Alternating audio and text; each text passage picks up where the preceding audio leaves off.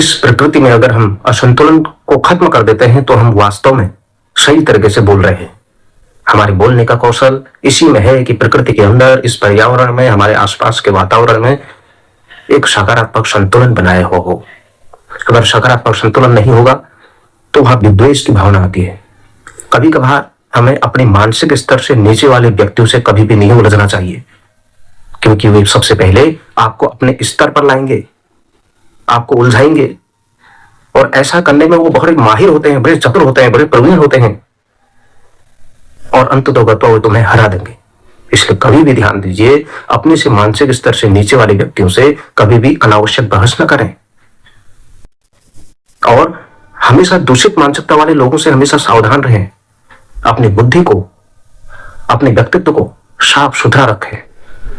जिसके जितने बड़े बड़े सपने होते हैं, जिसके जितनी जितनी बड़ी बड़ी आशाएं होती हैं, जिनसे समाज की अपेक्षाएं होती हैं, उन्हें अपनी बुद्धि को साफ सुथरा रखना चाहिए।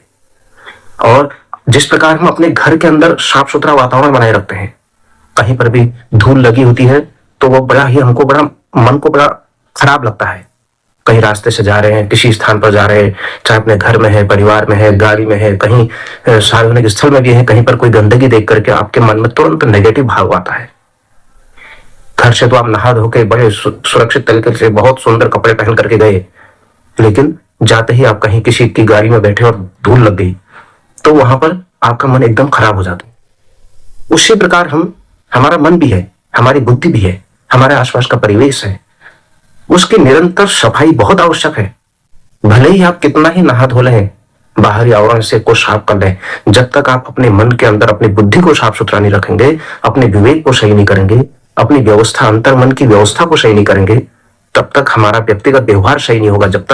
तब तक हम किसी भी चीज को सही नहीं कर सकते हैं। सबसे पहले स्वयं में सुधार लाना जरूरी है।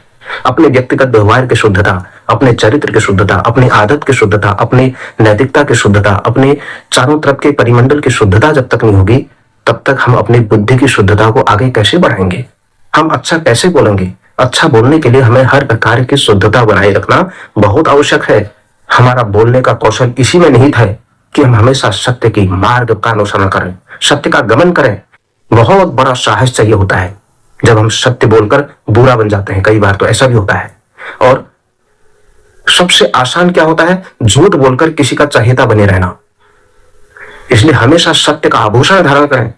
झूठ कितना ही मायावी क्यों ना हो, झूठ कितना ही हमें विचलित करने वाला क्यों ना हो, हमें हमेशा सत्य के मार्ग का अनुसरण करना चाहिए। सत्य के मार्ग पर चलने वाले लोगों ने अपार कष्टों के बाद, अपार वनवास के बाद भी, अपार संघर्षों के बाद भी अंततोगत्वा विजय को प्राप्त किया है। क्योंकि कुछ लोग बिच्छू की तरह होते हैं, उनका स्वभाव हमेशा डंक मारने जैसा ही होता है।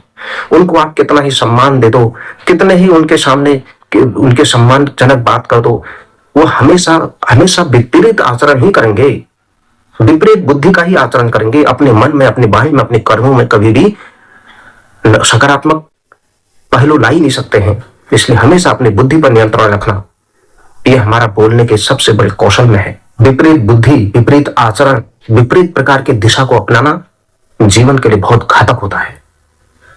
इसलिए हमारे बोलने का सबसे बड़ा कौशल यही होता है कि हम नदियों की तरह बहना सीखें, सागर की तरह विशाल बने, गहरे बने, शांत बने रहे। हिमालय की तरह ऊंचे रहकर भी शीतलता हमारे अंदर, उसकी शीतलता की समृद्धि हमेशा बनी रहे। और प्रकृति से भी हम सहनशीलता सीखें।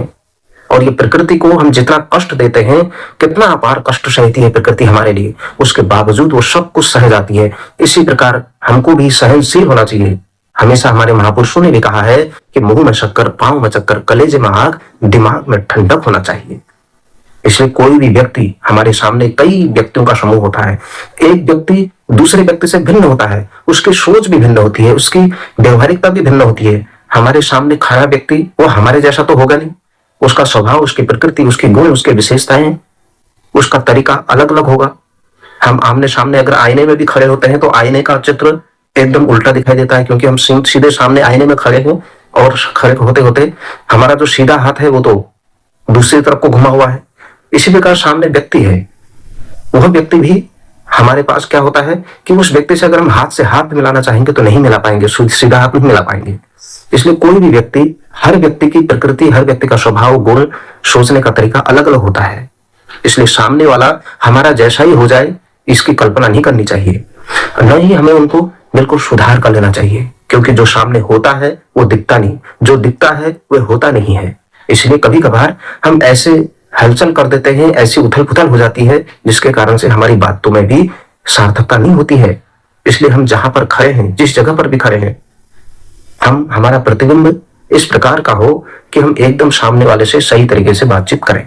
हमें पता भी नहीं चलता है कि सामने वाले के मन मस्तिष्क में क्या चल रहा है। वो तो बहुत महात्मा पुरुष होते हैं जो सामने वाले के मन मस्तिष्क को पढ़ लेते हैं। हमारे सामने वाला व्यक्ति वह हमारे से बातचीत सही तरीके से कर रहा होगा, लेकिन क्या पता उसके प्रति हमारे मन में क्या भावनाएं हैं, उसने हमारे प्रति उसके मन में क्या छवि बनी हुई है। इसलिए सामने खड़े दो व्यक्तियों की आपस की बातचीत में भी हमें यह ध्यान रखना होगा कि एक दूसरे की गरिमा को बनाए रखना, उसकी गरिमा भी बनी रहे, अपनी भी गरिमा बनी रहे। गरिमा पूर्ण तरीके से बातचीत करके हम एक दूसरे के अंदर परस्पर भिन्नता होते हुए भी एक रूप हो सकते हैं। किसी को सुधारने की कोशिश करेंगे, अपने जैसा बनाने की कोशिश करने की कोशिश करेंगे, तो पता चला एकदम से विद्युत का करंट दौड़ जाएगा। जैसे दोनों का तार एक जैसे होते हैं तो कभी कभार दोनों में करंट शॉर्ट सर्किट हो जाता है। कई बार ऐसा भी होता है, दूसरा व्यक्ति गर्म है तो तीसरे व्यक्ति को नरम होना जो हो बहुत आवश्यक है। इसलिए अपने जीवन में नरमी बनाए रखें। हमारे ये नहीं कि वो हमारे प्रभाव में आ जाएगा, ऐसा भी नहीं है। कभी कभार पता चलता है कि हम दूसरे को सुधारने के चक्कर में स्वयं की स्थिति डामाडोल न हो जाए, स्वयं गर्त में न चले जाए, स्वयं की परिस्थितियां न बिगड़ जाए। इसलिए कभी कभार बातचीत करते समय हमें इस प्रकार का भी ख्याल रखना होता है कि एक दूसरे की गरिमा का ध्यान भी रखना होता है।